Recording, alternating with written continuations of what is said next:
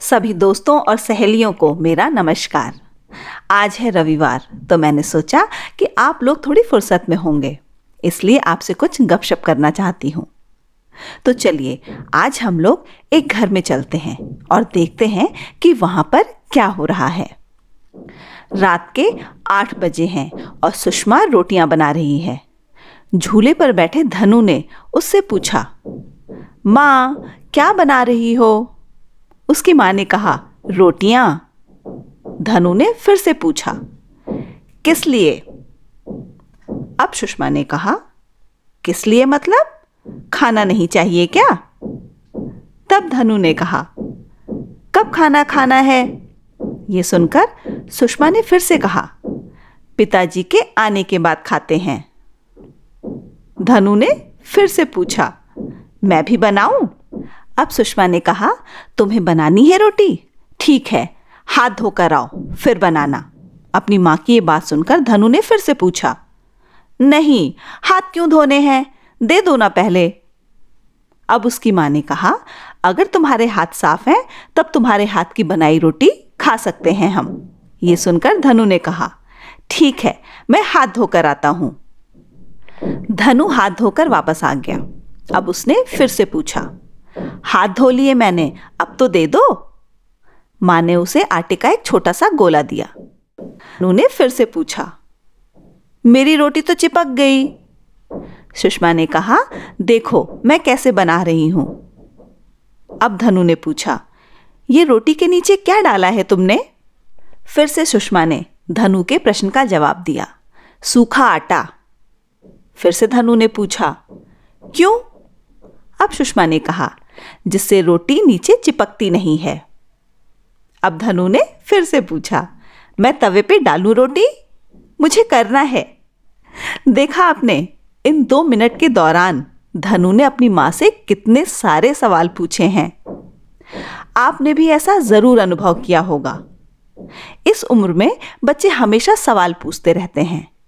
उनके आसपास हो रही घटनाओं के बारे में बच्चे उत्सुक होते हैं, इसीलिए उनके बारे में जानने के लिए वे प्रश्न पूछते हैं, लगातार प्रश्न पूछते हैं। आइए ऐसे ही कुछ और घटनाओं के बारे में सुनते हैं। एक बच्चा अपने पिता से पूछ रहा है, सुरुचि के पिता की तो मूछें हैं, आपकी मूछ कहाँ है? पहले प्रश्न का जवाब मिलते ही उसने तुरंत दूसरा प्रश्न पूछा कि मुर्गी अपने अंडे कहाँ से लाती है।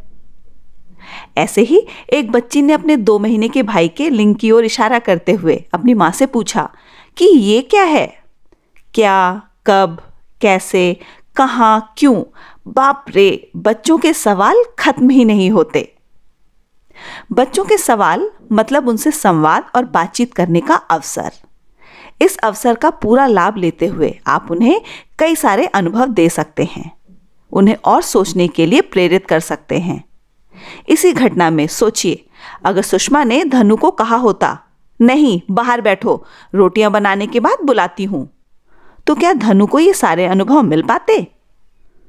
आपको याद होगा कि बातचीत की शुरुआत जब बच्चों द्वारा पूछे गए सवाल से होती है, तब बच्चा अधिक सीखता है। बच्चे कैसे सीखते हैं, इस विषय के वीडियो में हमने इस पर बातचीत भी की थी।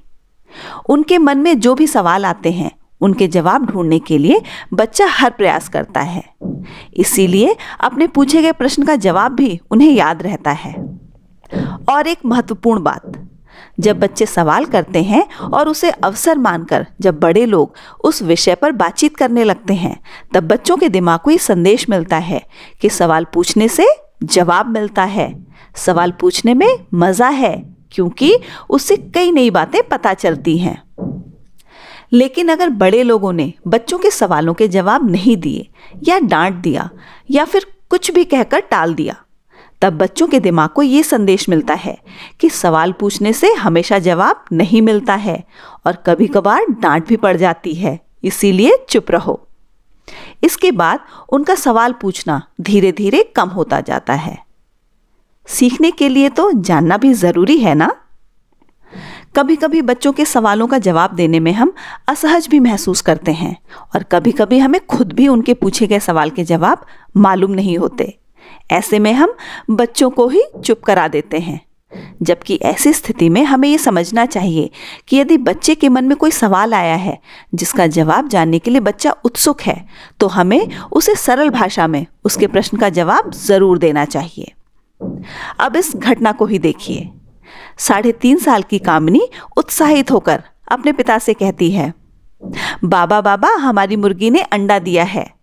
उसके बाबा कहते हैं, अच्छा, तुमने देखा? अब कामिनी ने फिर से प्रश्न पूछा, अंडा कहां से आया? उसके बाबा ने उसके प्रश्न का जवाब दिया, उसने ही दिया है, यानी कि मुर्गी ने ही दिया है। अब कामिनी ने फिर से पूछा, कहां से मिला? अब बाबा ने उसके इस प्रश्न का भी जवाब दिया, उसके पेट से बाहर आया है। कामिनी ने फिर से प्रश्न पूछा, अच्छा, अब क्या होगा? अब बाबा ने कहा, अब वो उस पर बैठेगी और अंडे को सेएगी, फिर उसमें से मुर्गी का बच्चा बाहर आएगा। इसी तरह हम बच्चों के सवालों को ध्यान से सुनेंगे, बिना परेशान हुए उनके सवालों के जवाब देंगे और साथ साथ हम भी इसका मजा लेंगे। आज की चर्चा को मैं यहीं पर विराम देती हूँ। ऐसे ही एक और विषय पर बातचीत करने के लिए अगले रविवार फिर से मिलते हैं। तब तक के लिए नमस्कार।